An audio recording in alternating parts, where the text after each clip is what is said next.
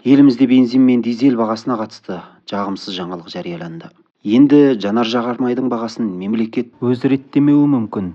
Энергетика министрлігі біздегі бензин бағасы және дизельдің құны әлемдегі ең төмен бағалардың бірі болып қала береді деп сендіріп отыр. Алайда біздегі баға көршілермен салыстырғанда тағы басқаша. Мысалы дейді хабарламада, Қазақстанда АИ 92 бензинінің бағасы литріне 205 теңге болса, бұл баға Ресейде 288 теңге, Қырғызстанда 385, Өзбекстанда 489 теңгені құрайды. Қазақстанда дизель отыны литріне 295 теңге болса, Ресейде 355, Қырғызстанда 427, Өзбекстанда 528 теңге. Осылайша АИ 92 бензинінің бағасындағы айырмашылық 40%-дан 138%-ға дейін, ал дизель отынының құнындағы баға айырмасы 20%-дан 79%-ға дейін жетіп отыр. Бұл жанар-жағармай тапшылығын тудырып, заңсыз шетелге әкету қаупін туындатады делінген хабарламада. Осы орайда энергетика министрлігі баға белгілеудің тұрақты моделі саясатына көшіп отыр. Ол сұраныс пен ұсыныс арасындағы нарықтық теңгерімді құруға, жанар-жағармай тапшылығын жоюға,